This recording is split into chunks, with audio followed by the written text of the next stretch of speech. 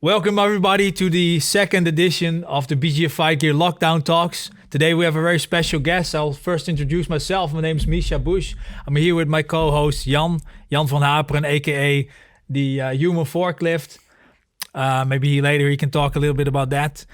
Our podcast is, especially now during the lockdown, we would like to talk to some high-level competitors, people in the scene, and would like to find out how they're doing during this time and learn from them how we can deal with being locked down at home, and at the same time dive a bit deeper into the person and the story behind him. If you like this series, please, and you watch this on YouTube, please subscribe to our YouTube channel, the Gi Experts, and let us know what you think about it. Leave a comment, like the video or dislike it, whatever you think about it. Let us know. Or if there's somebody that you would really like to see interviewed, also leave a comment in the comments below so we know what you like. My guest today is a well-known fighter at tournaments in Western Europe. He's in Europe, but people know him across the world as well. And with his kind of viking-like appearance, a kind of aggressive style of rolling, he's always somebody that attracts a lot of eyeballs at tournaments, at training, at jiu-jitsu events. And he's known as the Flemish Lion. Welcome, Maarten Bauwens. Thank you for being here today. Hey, nice to have me on the show. Was really happy to talk to you guys about some stuff. Yeah, thanks. I'll give a little bit of your list of accomplishments right now, but jump in and correct me anytime if you say, hey, that's not right, or I'd like to add anything to that. Maarten Bauwens' medal collection includes many IBJJF medals in both gi and no gi. This year he became purple belt European champ at the IBJJF Europeans in Lisbon. He trains at different gyms across Belgium, but represents Prana Jiu Jitsu in Sweden, where he trains under Kenta Hammarström. Maarten has a master's degree in human movement sciences. I knew the Dutch term, but I had to look up the English word for it. I think this is correct. And he's the manager of a big fitness gym in Belgium. And he's especially working on things in that field right now, but he's been into nutrition and strength training for a really long time, and he's kind of an expert when it comes to jiu-jitsu specific strength training. Well, maybe we can start with the lockdown. Like, how's that for you right now? Yeah. How is your life? So first of all, a little difference. My job is I'm a manager of a pool facility, which includes a big swimming pool for the general public. Uh-huh. It also has a fitness and a restaurant in the same complex. Okay. So it's like a 3-part complex, and I'm the head manager of the whole complex. So yeah, we closed down 13th of March. So it's been like 2 months. I do little work, some administration. We try to plan ahead a little bit for the reopening. Everyone is harassing me, when you're going to reopen. Yeah. Probably going to be July. So still some more weeks to sit back. Luckily, I have a gym at work. So whether I'm here doing some paperwork or sitting at home, I can always drive here and do my private workout in an empty gym. Right. So like a little bit of heaven in the lockdown, actually. And for spare time, I do some chores at home. I did a lot of yard work, cleaned up the garden. My girlfriend is a physiotherapist. We made a little practice room in the house too. So yeah, I'm busy. I like to be busy, so I keep myself busy. Right. And what about the rest of the team at your work? Are they at home, or do you also get chores for them? Like clean the gym for the 5th time, or I can imagine at some point you run out of things to do. Yeah, the people from the pool, they're home. The guys from the restaurant, they do takeaways and driveaways. Right. The people from the gym itself, we have 2 main group teachers. They now started again with outdoor classes. Right. So indoor classes is still prohibited. Every indoor activity actually. But the complex is located next to a nice park. So it has the advantage of giving outdoor classes in the park. Oh, that's nice. Yeah. That's good. And then all the rest is at home. Like I said, I'm 2-3 days in the week here at my beautiful desk. Yeah. And then the rest, like I work a little bit from home or pick up a phone here and there, make a phone call. Yeah, Right. that's it. Yeah. And what does it look like compared to normal? If you, besides training, besides your work, if you look at training and your jiu-jitsu life, which of course is a big part of your life, how does it look for you today compared to the normal when there's no COVID going on? Start off with jiu-jitsu. Like all the classes, the gyms, they're all closed since 13th of March. I'm able to do some drills at home. My girlfriend, luckily, recently started doing jiu-jitsu as well. So I have like, I think 4 or 5 mats, tatami mats, 2 or 1 meter. So it's enough space to do some drills. So I try to sharpen up my techniques, repeat some stuff, try some new things. And then the physical work I try to do here at the gym. But normally it's like I do Monday to Friday, let's see. I do every day workout in the gym and every day a BJJ training. Right. So like from 10 trainings in 5 days to like 6 or 7 trainings. And the intensity is way lower because normally the BJJ trainings I try to go all out, but we can go deeper in that later. Yeah. And then in the weekends, I try to go to open mats also. Now in the weekends it's just chilling. Yeah. Just a lot of chilling. Also, start working around 7:30, 8. I work out at work and then I go from work straight to jiu-jitsu, then I go home. So I prep all my meals in the weekend. So I have my food with me all the time. Now it's different. Now I wake up at 8, 9. I make my meals fresh. Yeah. I'm home pretty early. It's more quiet. It actually felt good in the beginning, taking a little break. But I also like routines, and I'm pretty good at sticking to a routine. Maybe it's a discipline thing, but it's also maybe just like a simplifying thing. If you follow a routine, you don't have to overthink everything all the time. Just simple to follow. Now it's getting a little bit boring, doing nothing. Like, do you come up with different routines? Do you try to fill up? Are you coming up with different routines? Do you try to fill up that void? Yeah, actually, like a very structural Netflix watching. Like I need this series before the end of this. Yeah. Mondays, the last weeks we're watching The Last Dance of Michael Jordan. Oh, cool! On Netflix. Yeah. Yesterday were the 2 last episodes. Really, really good show. If you like any kind of sport, if you're in any kind of athlete and you're really passionate about sports, it really is motivating and has a lot of intention. Yeah, I've watched it too, but it makes me want to compete even more. Yeah, it makes me actually crazy. It's true. Sitting down at home, like with a jar of ice cream, watching the television, like, man, I want to compete. What kind of competition what would be going on right now if there was no COVID? Well, actually, so we locked down in March, and I had some local competitions in the Netherlands planned out. Naga in Germany I was gonna do. Yeah. Gi and no gi, because my girlfriend did her first competition too, and she just missed out on bronze, so pretty good for her first time. And she also I think she all in all did 4 months of jiu-jitsu, so not bad. Really good. Where was she? Flanders? No, it was Veluwe Open. All right. Okay. Yeah.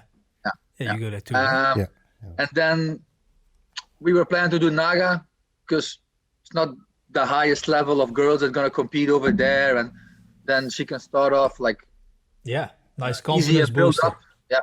But me, I was actually looking forward to the ADCC competition rules in Germany. That was my main focus in July. I was really looking forward. I was like, okay, I'm gonna in May change up the whole training sessions. I'm gonna focus on no-gi, start doing a wrestling class once a week, wrestling has always been like a big staple of my game, one of my strengths. So I really was looking forward to that. Yeah, and also diving into the heel hooks and stuff, and so yeah, Right. not gonna happen. Yeah, man. Is wrestling a big thing in Belgium? Because here in the Netherlands, there's like one competitive wrestling gym, I think, Cops. But if you hear about the United States, of course, like all those high school sports type of countries, yeah, it's a really big thing, and also very much interwoven with high level jiu-jitsu players often. We have some Belgian athletes like way back. They were pretty good. They went to the Olympics and stuff. I trained in a gym. Let me see. 9 years ago, I started off with some MMA, and then later on went to jiu-jitsu only. And then I did wrestling close by here. And that guy, he had the picture with the former King Baudouin on the wall. So I think you're a pretty good wrestler if you manage to get a picture with the king as a wrestler in Belgium. Yeah. But now I would, yeah. But it closed down after I trained there for a year. So it was sadly for me only a short period to gain some wrestling experience. But the guy I was mainly training with, he did the crossover to MMA. We held contact, and he learned me a thing or two on our own. So I was able to get a good base of wrestling and understand the mechanics of how to wrestle, what to do, what to feel, how to react and stuff. But we have, like in Brussels, Antwerp, Ghent, we have some good wrestling gyms, but they're mostly run by Russians or Chechens. Right. Yeah. Makes sense. Yeah. Makes sense. But I know some Belgian people training over there, and even the gym where I train here close by, there were a lot of Eastern European guys training there, but all good people. I learned a lot from them. And now the guy I'm talking about is Samir Alakwazai from Team Perfect. Shout out to him. He really like learned me the single leg. I do every competition, so he deserves a shout out. And now I can repay him back because he's an MMA fighter. If he has to fight an BJJ type MMA fighter, he calls me, and then I'm his drilling partner. Yeah, that's awesome. Nice. You obviously you reside in Belgium. You train at different gyms there also, but you represent Prana in Sweden. How did that come about? Like, how did you end up at Prana, and what was the reason? Also, did you just end up there randomly, or were you really looking for a specific team? A lot of people ask me that question, and now actually I think since a year I myself know the whole story. So I think a lot of people from the Netherlands know Kieran from Amsterdam. Yeah. Not much. Yeah. He went to Prana one day for a Michael Lange seminar, and he had good contacts with Sam van Bellingen and Staffo Tinpont, who were purple and blue belt back in the day in Belgium, training for Braza. And they were actually my main teachers back in the day, like 5 years ago. And then Sam and Staffo, they actually moved to Sweden to train there like full time. And because I actually stepped into the sport of jiu-jitsu mainly for competing, I was like, I like Braza here, and they have good vibes and show good stuff, but the focus is not on competing. And I see it in the trainings, because I went to Prana 2 or 3 times, and I was like, maybe I should switch over with Sam and Staffo. And then I talked to Wim, the head of Braza in Belgium, and I explained it to him. Of course, he was like a little bit disappointed to lose a competitive member of his affiliation. Yeah. But he understood the way how I viewed it. Like, if you want to compete, that's my view. If you want to compete, you got to train with competitors. You got to train under a teacher or a coach that like makes you ready for competition. There's a different type of training you do for just training or recreational or self-defense or competition. Mainly also like the way you spar, making the competitor think about the rules during a roll, the time during a roll, mat awareness during a roll, and all of these things they came in the training in Prana. So for me, it was an easy move to switch over. Affiliation-wise, I just asked Kenta, like, yeah, Sam and stuff over there, like, competing for your team. Can I compete for your Prana too? And they're like, yeah, no problem. But I had to earn my stripes on the mat, though. Right. The first 2 trainings I was there as a blue belt, I was like, God damn it, give me my white belt back. I want the white belt back. It was hard, but every time I came there, I was doing better and better. And then, like, the last 2 years, I'm a part of the team. Maybe can you describe a little bit more what's it like to train there when you get there? What's the atmosphere? What's the training like? What kind of vibe? And what kind of people do you train with also? Yeah, so it's a gym unlike we have here in the Netherlands and in Belgium, because their classes in the morning, early in the afternoon, and in the evening. So they're like classes all day around, let us say. And they also have gym equipment there. So if you want to work out, let's say 1 o'clock at lunch break, you can go there, you can train. Right. The mat is open if you want. If you have a drilling partner, you want to go there at 11 o'clock in the evening, you go there. So that to start off, the people over there, Swedish, they're a little bit more reserved in the beginning, but once you get to know them and they know you, lovely people.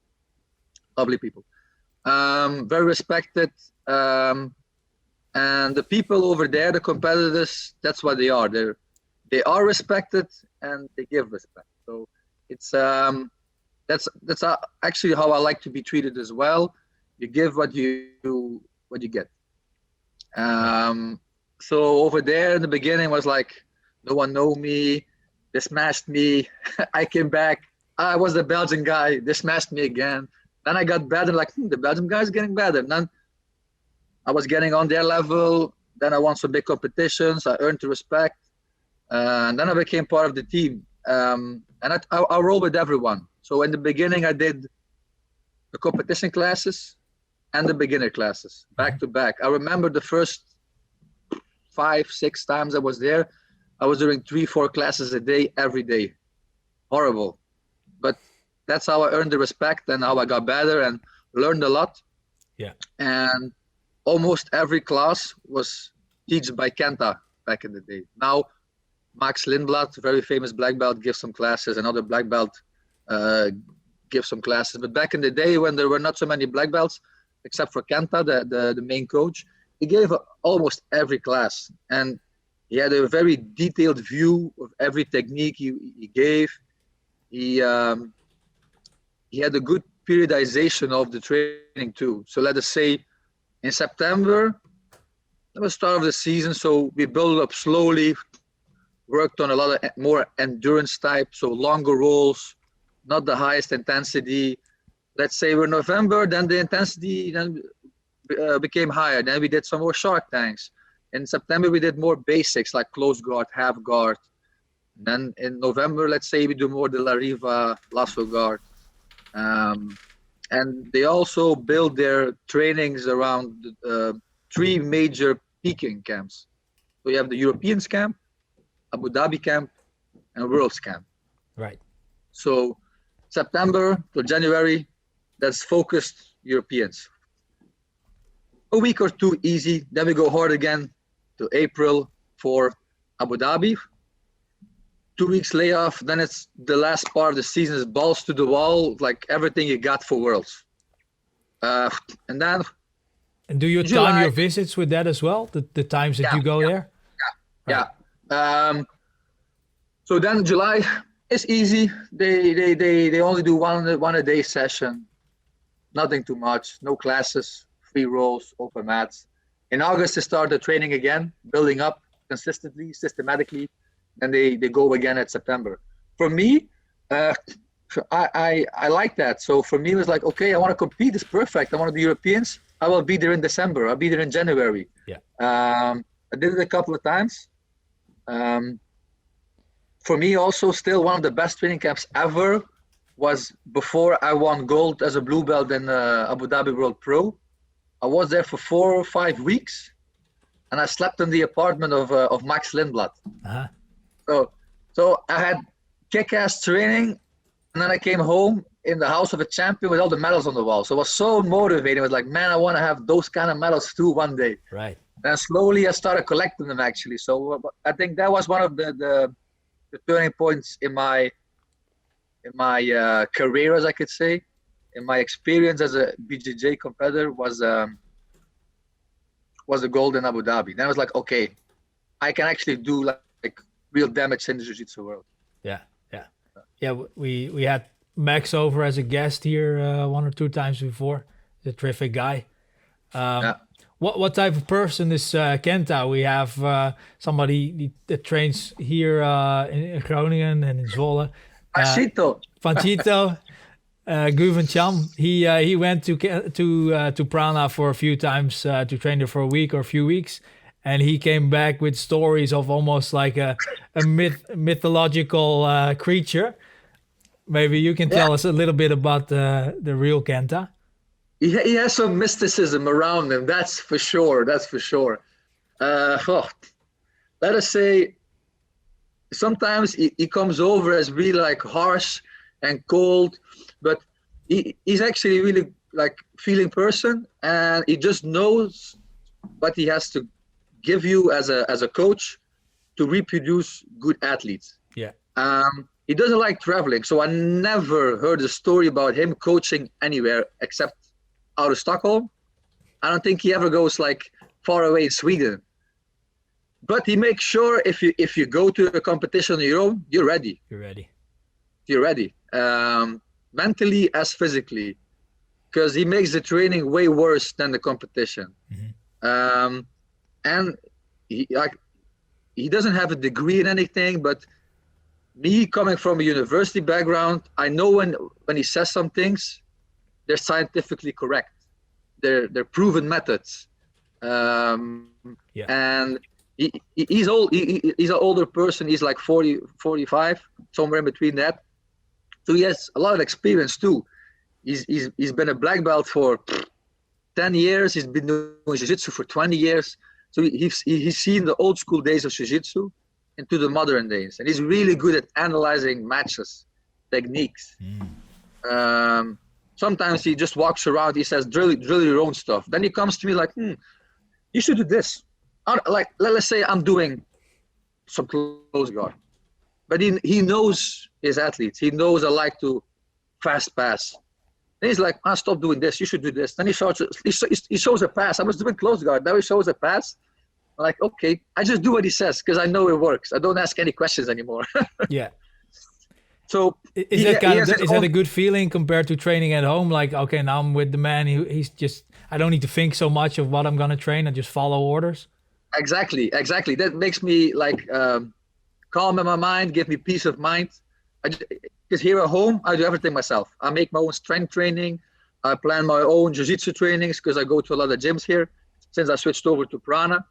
Because I started in Braza in Ghent. Mainly I train there, but I go to Renaissance in Brussels. I go to Leuven with Wim. I train with a lot of different people all around the country. I go to Holland. Sometimes I go to Groningen with training with you guys. Yep. With Focus. I go to Dino de Groot, a lot in Rotterdam, Kieran in Amsterdam. So I train everywhere I can. But if I'm there, it's like a homecoming. I just listen to the coach. It's good to have a coach like that. Also now, sometimes I write him like, what do you think about this athlete? What do you think about this technique? Because I think maybe it's for me. He's like, yeah, maybe you should try. Or sometimes like, yeah, you should do that. Then I know, okay, I'm on the right track if he says that. Yeah. But he's also very direct in his communication. I like that. I'm like that. So if you, let's say, are easily offended, or you're a bit soft-hearted, then maybe the training is going to be hard in the beginning for you on a mental point. Yeah. If you But need a pat on the back every now and then. Only once I was told, okay, Maarten, now you can stop sparring. When I had inflammation in my wrist and I duct taped it, then it was like, okay, after 5 rounds you can stop. Yeah. the only time. Otherwise, I was always like, Maarten, you come all the way from Belgium to do nothing? You're gonna sit on the bench when there's the next class? Get your ass over here. Yeah. But he fucks with you. He fucks with you. You can always say, Eric, one of my best friends ever, I met in Prana. He's like, Maarten, you can always say no, right? Yeah. He just fucks with you. It's true, but that's how he gives you the chance to build up your character. Yeah. So the intentions are there. You just got to take the chances for yourself. Absolutely. I spoke to Jimmy Pedro last week, Olympic judo medalist. I know him, yeah. He told me in his gym in a bit earlier days, the only way people could like stop training, stop the session, was if an ambulance would come to pick them up. Otherwise, they couldn't come back the next day. But I heard a lot of stories also of Prana being pretty hardcore also in terms of keep training with injuries. How do you feel about that, and how does that impact you? Well, like I said, he's not stupid. Like when he saw my wrist was really injured, then he said, you can stop training. It doesn't make no sense. If I was there once and I had a shoulder injury, then he comes to me like quietly and he says, you can sit the round off if you would like to. Yeah. Oh, of course I'm not gonna like sitting around off, but he tells me. So he's very smart because he knows what he's doing. And sometimes you think like, my God, these trainings are like so hard. Shark Tank after Shark Tank, point sparring, 2 hours, no breaks. Yeah. You go for a water sip, you're there 10 seconds, like, hey, you're taking a break, get the ass in the line. Like, oh, fuck. And then out of nowhere, there's a training. Okay, let's go 50%. Like, oof, really? You think, nah, this is a joke. Because he makes a lot of jokes like this. Let's go easy. And then he's like, okay, sparring 10 rounds. But then he's like, okay, we go easy, 50%. And you go a little bit hard. He's like, no, 50%, stay at 50%. So like I said, he already has everything planned out, mapped out. He's very smart. He takes a good scientific approach. Because the strength training we're going to talk about that I do for myself, and I believe is very good for Jiu-Jitsu, it's actually built on the principles that I learned in Sweden. Okay. A little bit. Yeah. Combined with a lot of other stuff, but this one works, and I'm going to explain later why. Okay, yeah, let's talk about that, because you're very serious about your own strength training, but you also you come from a background like what we discussed before, academic background in the sports.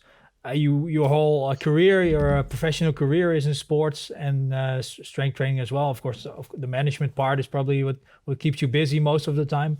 But could you tell us a little bit about your own vision on strength training, and maybe in the extension of what you just said, the things that you picked up at Prana? Yeah. So first off, I got a degree in kinesiology, as they would call, training methods and how the body works nutrition-wise, and I got the extra master in sports management. But I started off actually teaching first in a school, physical education, and working in a just not the most public gym. It was a little bit higher class, but just a regular gym, no CrossFit, just a fitness. Right. And I gave boxing class over there. I give a little bit of PT and stuff. And so rich people. Nah. Some. The one that took the private courses. They were rich. So let us say in university and in the books, they give like the general scientific scope of what is the right way to train strength, speed, conditioning, endurance, stuff like that. But then, because you got a degree of a scientific course, you also learn to do your own research. Yeah. So starting off from the general approach, you start looking into things. You're like, this makes sense. This makes sense, but not for a jiu-jitsu fight. This makes sense for a runner. This makes sense for a powerlifter. So you learn to see things the right way and to look up things the right way. And so I stumbled across some things like powerlifting. And I was thinking like, powerlifting is like producing a lot of force one time. Okay. Jiu-jitsu is producing a lot of force many times. But then I learned that, let us say, Jiu-jitsu, you gotta do things 10 times as hard as you can. Those 10 times will get better if we improve your one time. You can do something very hard. Mm-hmm. That's what they call your 1 rep max. If you improve your 1 rep max, you're gonna improve normally your 10 rep maxes. Right. So that's why I think, and I've seen across a lot of articles, that strength is like the basic parameter of performance. So for me, my strength training is really around powerlifting. But I don't just do like, I max out, I'm done for today. I do 2 reps, heavy reps, I'm done for today. No. Yeah. Because we do jiu-jitsu, we have 6-minute to 10-minute matches. We fight in a tournament type of competition, so we have to repeat a lot of fights. Volume and strength endurance is a very big factor. So my training sessions are built around 4 types of exercises, compound exercises. We have the squat, the deadlift, the bench, and overhead press. So standing overhead press. Is it similar to the 5x5 method? So I first started off with the 5x5. Very basic, works good for beginners. Yeah. I made some progress, but I made a plateau very easily. Then I went back to just regular bro type bodybuilding, just do some reps. I actually got stronger from that, like, what's the problem here? Maybe it's my body that works differently. Then I started doing the 5-3-1 of Wendler, I think. Works good, same thing, hit the plateau very, very fast. I'm like, whoa, 3 cycles, I'm already hitting plateaus. So for me, I found out my body needs a lot of volume. And I think that's normal because my body is used to have a lot of volume to work with because of all the training sessions in jiu-jitsu, the rounds and rounds and rounds sparring. I'm used to getting a lot of volume in. Right. Of course, the adaptation in your body is not built from the one day to the next. It's built over time. It's built over years. I'm doing jiu-jitsu now for 6 years. In the beginning, I remember the first 2 years I did 6 rounds. I was dead. Now I do 10 rounds and I'm okay, depending on the intensity, of course. So now for me, how my typical training week looks, let's make it easy and make it from Monday to Friday. Right. The order of these exercises I already tried out in different sequences, but what works for me, Monday I squat, Tuesday I bench, Wednesday I take like a rest off, I do like some arms, light shoulders, light back, but no really strength exercises, just some bro lifting. Yeah. Some bodybuilding. On Thursday I deadlift, and Friday I overhead press. Why I do it like that? Because for me, I'm a very tall guy. Squatting is not the most easy exercise for me compared to a deadlift. I have long arms. I can deadlift pretty easier than do a squat. So for me, the hardest lift in the beginning of the week for getting progress if I get fatigued during the week. Then, so that's 4 exercises. I have 4 formulas to do my reps and my sets. I do 6 times 6. So that's 6 sets of 6 repetitions. 7 times 5, so 7 sets of 5 repetitions. 8 times 4, 8 sets of 4. And 10 times 3, 10 sets of 3 repetitions. So it's 4 and 4, and you got 4 weeks in a month. Mm-hmm. So that makes me able to do every exercise on every formula every month. So 4 or 4, and I rotate. Right. So let's say week 1, I do my squat 6 times 6, bench 7 times 5, deadlift 8 times 4, overhead press 10 times 3. Next week, I switch everything up. My squat is going to be the 7 times 5, my bench the 8 times 4, deadlift 10 times 3, and my overhead press 6 times 6. So I rotate the whole time. So every week is a different load on a different lift on my body. That's actually a principle. I got out the system of Louis Simmons of Westside Barbell. He's one of also a coach filled with mysticism as Kenta within the world of powerlifting. He has his own vision, his own methods. It's called the conjugate method, and it's built on the principle of if you adapt, then it becomes easier. So why you want to adapt? You want to make it hard the whole time, so you keep growing, you keep making progress. So your body needs to work to adapt, but it never reaches the point of adaptation. So you keep progressing. That's very interesting. So I tried it out, the whole system, and it worked really good. I've been doing this system for 3 years almost, and didn't use the other system. And I kept progressing every year. Yeah. So I think it works. I gave the program to some other people. The problem is it's a lot of volume. Not everyone is used to the volume. Yeah. Is there a way to build it up though? Yeah. So I think this can work for everyone. Actually, I have a friend just now here who works in the restaurant. So we've been lifting weights now since the lockdown. It's 2 months, and we're actually planning to get the PR this week. So it's PR week. Oh, cool. The nicest week of the year. Yeah. So yesterday we did the PR squat. I think he hit the 30 kilo PR from last year, and I had a 20 kilo PR. So he squatted yesterday 210 kilos. I did 180. Just failed 190. Yeah. And today we're gonna hit PR and bench. Thursday we deadlift and so on. Nice.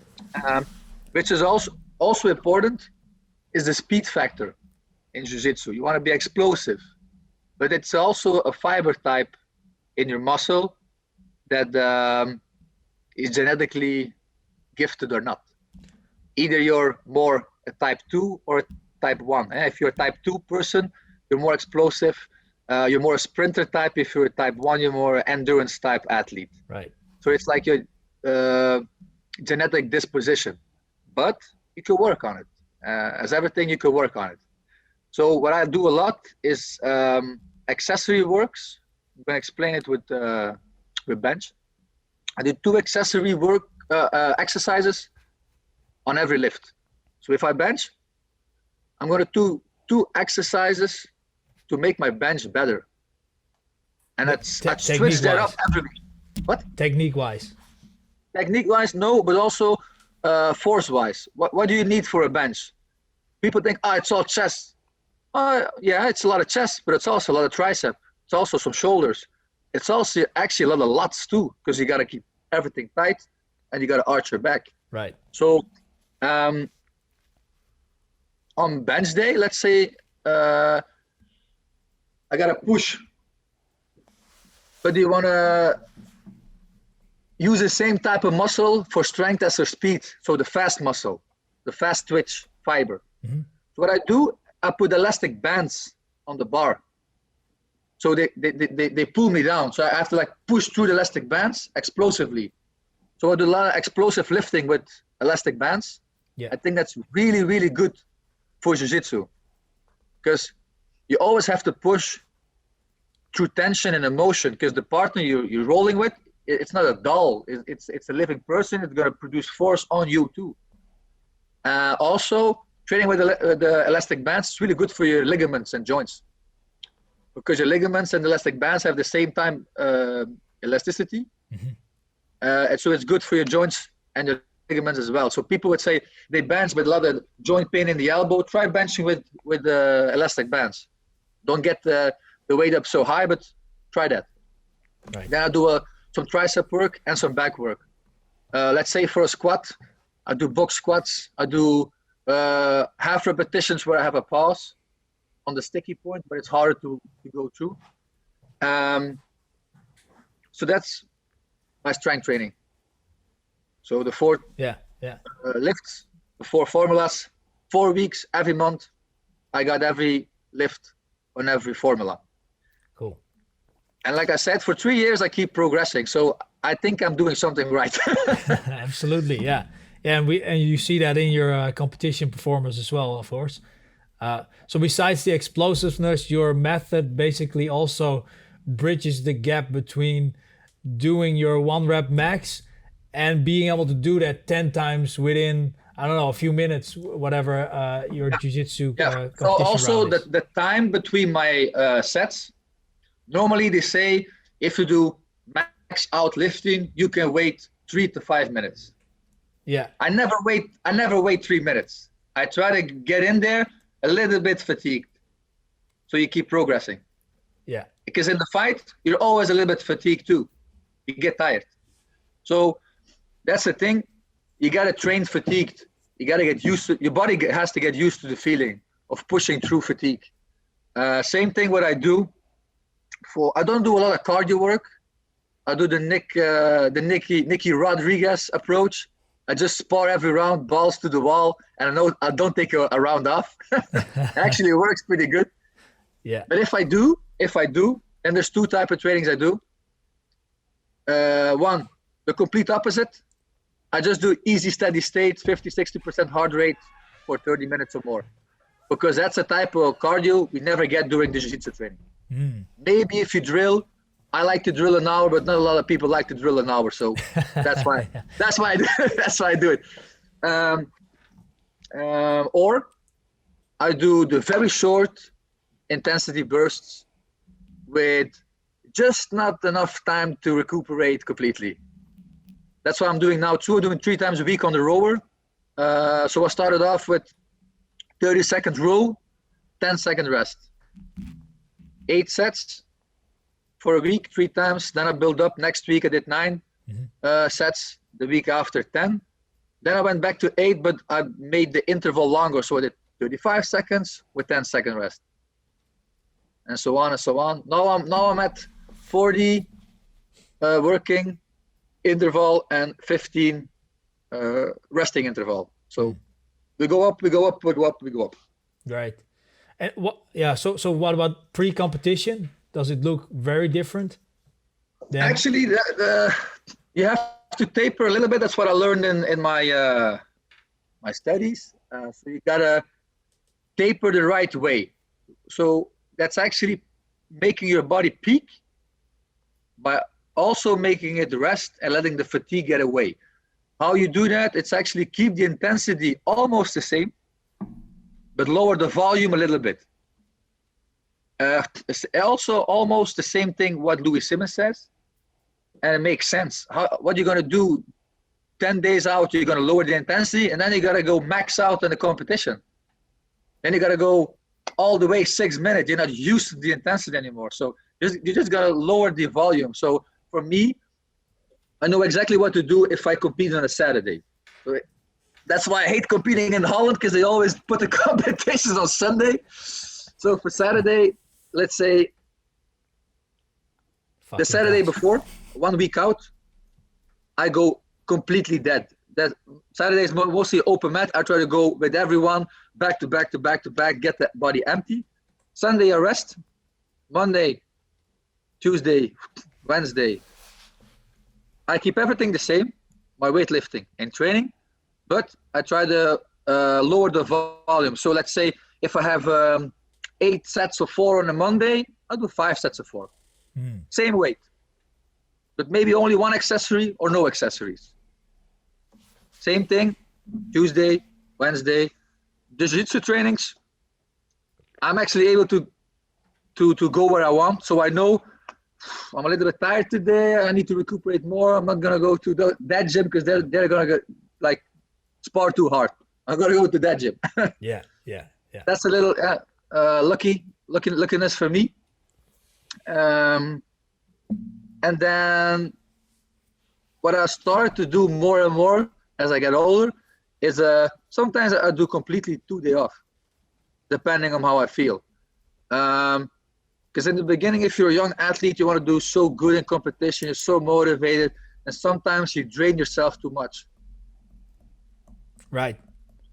And if there's no coach to hold you back, then no one is going to say that to you. Yeah.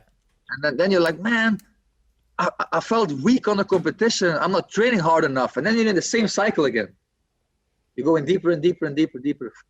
So it's a lot of trial and error. That's also how I got to this system that works for me. It's a lot of trial and error. And knowing that not every system works for you, either ever or over time. Right. So I believe in this system, but I know some people are not going to get used to the volume depending on their muscle type. A thing that my professor told me in university, he was the physical head coach of a national basket team here in Belgium, here in Bourgeois. He told me I have 2 types of players. I have the whites and I have the blacks.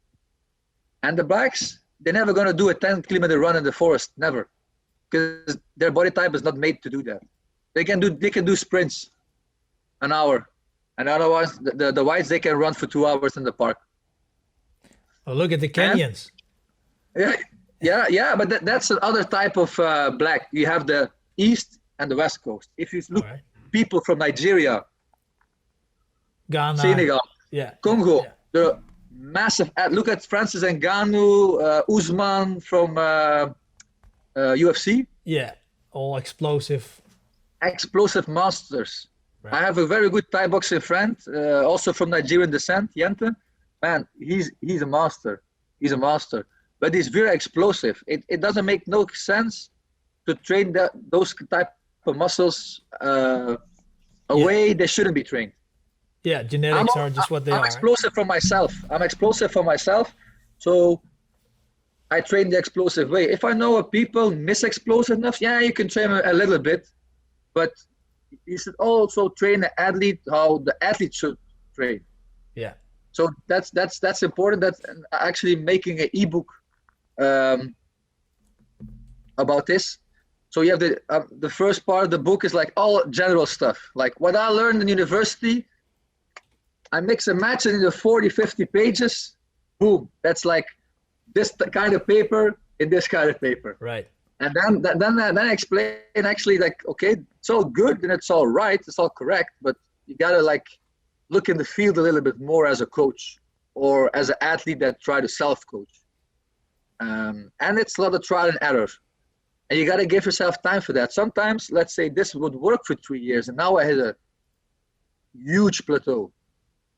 I shouldn't be scared to switch it off and try something else. Yeah. Last year, I actually did that. In summer, I did 2 or 3 cycles of the 3-2-1, just to get a little bit volume off my body at the end of the season. Actually felt great. It was hard again to start with the volume, but I felt my body needed the break. Right. Of the constant load and the constant tension. So that's why I'm probably making that switch every summer. Mm-hmm. And in season, this type of workout works perfect. Yeah, there's so much other elements that I'm really interested also to know about your diet or stretching, things like that. But maybe it's a bit much. A lot to be said about that. So maybe it's a bit much to do all of that within the interview. But could you tell us a little bit? I can give a small pointer away. I never stretch. All right. Well, then we're done with that. If we can scratch that off. But you have a very specific diet, right? Do you also talk about that in the book? Does it also cover diet? Well, that would be too much. But I'm maybe thinking about making another book about it. I like to say that you're not what you eat, you are what you digest.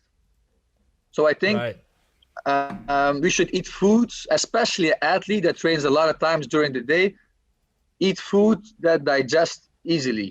And if you're allergic or intolerant or not about gluten is not made to digest easily. Right. So for me, let's say that the big part of my diet always been the same the last 5 years. So it's a lot of protein, a lot of veggies, a lot of fruits, variation in the fruits and the vegetables. Do you also look at other, I think they're called lectins, not the gluten is part of that group. Do you look at that a lot?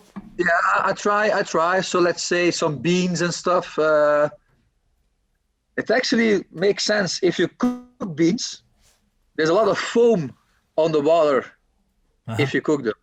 That foam is gonna exist also in your stomach if you digest the beans. Right. Yeah. But you can kill the lectins a little bit by like overcooking the beans and stuff like that. So same thing, trial and error. Yeah. My girlfriend, we follow the same diet actually, because the ideas came from her after she did the internship in America and stuff. She doesn't digest lactose dairy products very good. I have 0 problems with lactose. But gluten, I feel the difference. So I kept everything the same the last years. But the only thing is I stopped eating pasta and bread. And I only eat like rice, quinoa, buckwheat, sweet potato, no regular potatoes. And I don't feel as like sleepy after a big meal. So it makes me able to eat a lot of calories and go right into a training session. So it makes me able to refill my body in between 2 training sessions easily and get my stomach empty and get the energy for the next trainings. But if you have no problems, I'm not going to say you have to switch up, but just try and switch up things and see and try to feel the difference in digesting. But it takes a while. It took me a while to say, oh man, I like bread. I want to eat bread. No, keep off the bread. Keep off the bread. Yeah. Now if I eat like a bread or a toast with some butter, it feels like cheating to me. Yeah. Because our body types are all different. Huh? We have different genetic dispositions. When can we expect, not the book about the nutrition, but when can we expect the first book about strength training for Jiu-Jitsu? So I made let's say the scientific part, but I still have to make my own part. So I'm halfway the book. I was actually trying to get it done before summer, but maybe it's gonna take a little bit more time. I was actually want to get it done when people start training again. So depending on the lockdown, I should hurry up or not. Okay, well, here in the Netherlands, there's a PES conference tonight. Yeah. So at least for that target group, you might have some more information soon. Is there going to be like a website or what from what type of channel will people be able to? I'm still looking into that. I'm still looking into that. I know my good friend Daniel. He made a couple of ebooks. He made a good ebook about traveling to Brazil. Yeah. So I maybe talk to him how he produced the ebook and how to get it to the public. For sure. Yeah. So if you look 10 years into the future, what's your life going to be like? Maybe in terms of work or especially jiu-jitsu, of course, people will be interested in. So first of all, I had the wedding plans this year. So hopefully I get married this year with all the COVID-19 stuff and rules and regulations. Congrats, man! Already in advance. Thank you, thank you. And next year I was planning to open our own gym actually. Wow! Big news! Too crazy. Right here on the BGF FIGHTGEAR lockdown talks. Boo! No, actually was thinking about starting a Prana Belgium or something affiliation. Cool. Yeah, that will be awesome. Because I actually do believe in the methods they teach over there for Jiu-Jitsu and the principles and stuff like that. What's it gonna be like? Is it gonna be a real purely competition gym, or are you gonna have also a focus on the recreational side to get in the cash? Of course, I can imagine you need that for the gym as well. Yeah, of course. The people forget about that. They also want they only want the hardcore people to come, but you got the recreational people too. They first they want training, they need training, and they pay bills. But I'm gonna start off slowly because I've pretty big job over here. It's a lot of time consuming. For sure. Yeah. And I already talked about some people about this at City Hall. Probably gonna just start 2-3 times a week in a dojo room in like a city sports complex. The rent is low. They clean the mats for you. They have shower. So I think that's a good way to start and build people. Right. A team. It's a good environment, good quality mats. They have shower, locker rooms, very important. For the hygiene and stuff. So I think I'm gonna start off with that. I already found people that wanna help me with giving the classes. I already started about thinking a way to teach. Same thing how to do it in Prana. Start off and periodize the whole trainings around some big competitions here locally. So I know Flanders is a very, very famous competition here. So it would be stupid to neglect that. I think it's always around February, March, depending the year. So makes sense to prepare people for that. But I also want to focus on the recreational athletes, give kids classes. That's also important. Gotta look into the management organization too a little bit. Yeah, of course it makes sense what you say.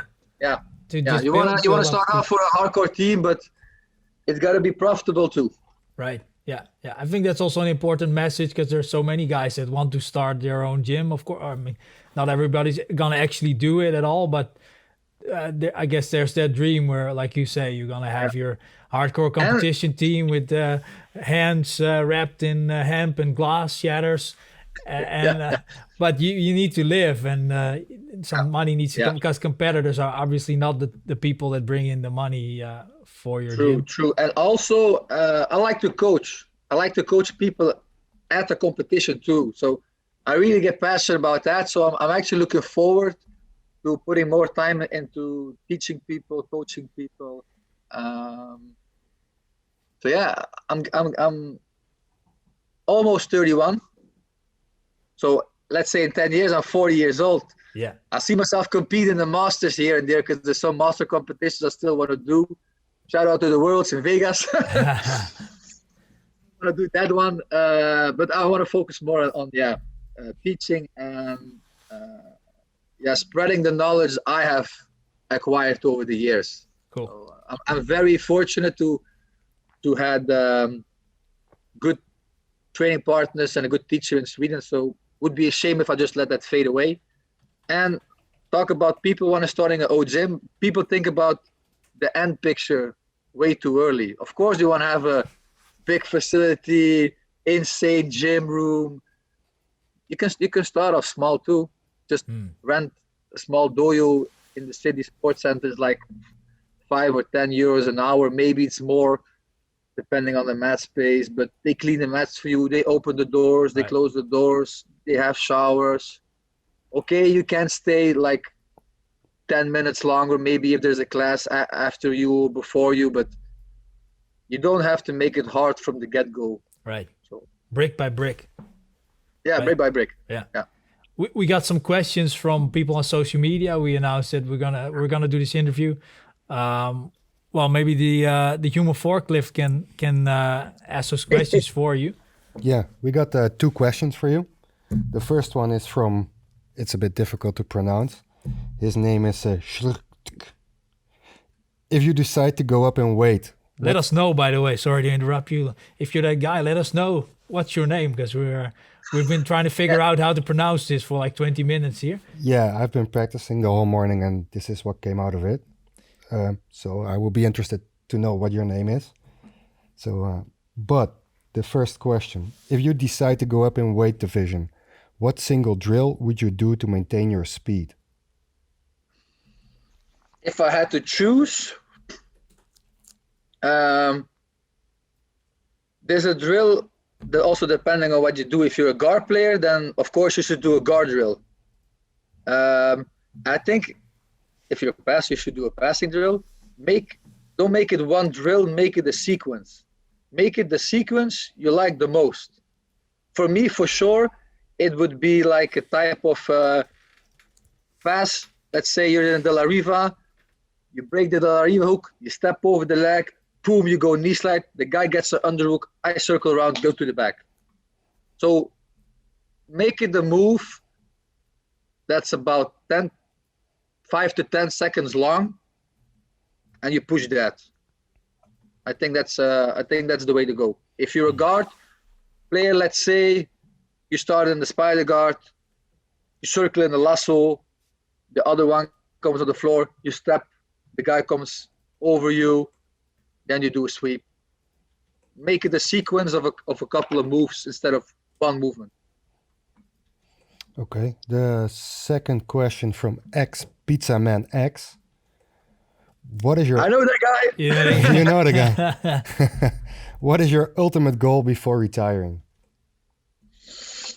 So like I said, I would love to start coaching and teaching, but there's some tournaments I like to do. I like to be the guy that said I've been everywhere, I've done everything, I've seen everything, I fought every guy. I would like to do more super fight oriented competition. I know Dutch Open gave me the opportunity to do the first super fight ever. I actually hinted a little bit for, there was a guy that won the open weight. He wanted to fight me in a super fight. Maybe do it like ADCC. The guy that wins the open weight gets to fight me, then the winner stays, and then it's a nice run. Right. And then I would like to fight in some countries I've never been into. Now that my girlfriend competes too, we both like traveling. I would like to do the Grand Slam in Tokyo because we would like to travel there. I could compete in the weekend and stay some days afterwards. Like to go to Brazil. Never been to Brazil, so I have to go there. Maybe do Brasileiros or something, and then Master Worlds. Yeah. Right. Black Belt Master Worlds? Probably. Black belt, brown belt. I actually was gonna go to Prana. Hopefully, I was gonna get my brown belt then, but gonna get delayed. Thanks, Corona. Well, let's just hope that it's within a few months we're gonna see some improvements on that spectrum, and then hopefully you can join the August madness over there. Yes. We had in the upcoming episode we're gonna be interviewing Tarik Hopstock from Norway. I was wondering if you have a question for him, if there's anything that you would like to know from him. Yeah, as I am big in nutrition and training and stuff, I see he eats really, really healthy. But sometimes I'm like, whoa, his portions are so small. Is it because he's a light athlete? Maybe he has enough with the portion, or is he cutting weight at that moment? So I was maybe looking to hear from also a really, really high level competitor, how his nutrition and physical workout is like mixed up. I don't know if he's more like a powerlifting type, is he more a calisthenic or gymnastic workout guy, CrossFit guy? Does he eat certain foods or he skips certain foods? I don't know if he's vegetarian or veggie or vegan, I don't know. Mm-hmm. So I would like to hear a little bit about that, because I think that's a lot of questions that people are willing to know. Because for jiu-jitsu, you just go to class and you hope your coach is good and he teaches you what you need to know. But then the nutrition and the physical training, that's stuff you got to do on your own. So I can imagine that a lot of people want information about that. 100%. Yeah, that's a very interesting question. We're going to be asking him that. We're going to do a bit of Shark Tank now. Some quick questions, and you just answer First thing you think that comes to your mind, 2 or 3 words. Hey. How much can you bench? Very important question. I hope today I'm gonna do 130. 130. Favorite technique? Submission, Ezekiel choke, or single leg takedown. Favorite competitor? That's a hard one nowadays. Gotta stick with the OG, Leandro Lo. Favorite pre-workout?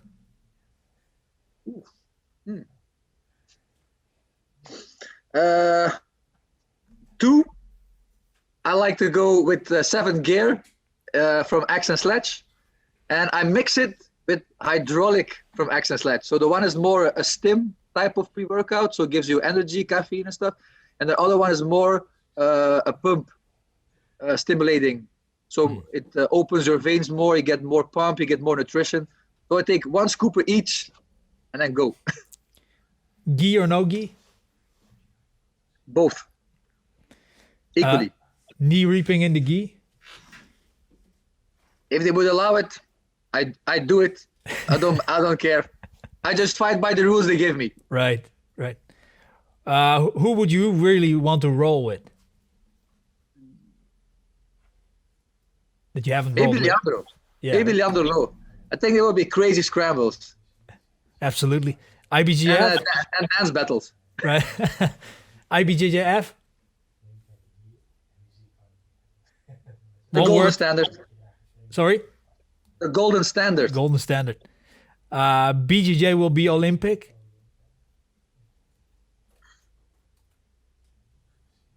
I don't think don't know if it's the best interest for the sport. Interesting. Bomba? Ohada. Should the gyms reopen? Like now? I'll be the first one there. The first one there. Right. And the last one to go. Absolutely. Well, thanks for that. And thanks for sharing also your vision on strength training. Well, as soon as the book is out, we'll also put a link to the book down below in the description of this video so everybody can access it. Thanks. And of course, we'll be looking forward to see what you're going to do as soon as this lockdown is lifted and you can jump back into competition. I hope if we can train, hopefully we can compete in September. I think the first week of September there's a Naga in Luxembourg. That's the first one on the schedule then. Awesome. Everybody watching this, thanks for watching. We're going to be back with another episode of the BJJ Fight Gear Lockdown Talk soon. Make sure you subscribe, hit the subscribe button, and let us know in the comments also what you thought about this episode, what you would like to see in next episodes, and who you want to see interviewed. Maarten, have a really great day, and thanks again for your time.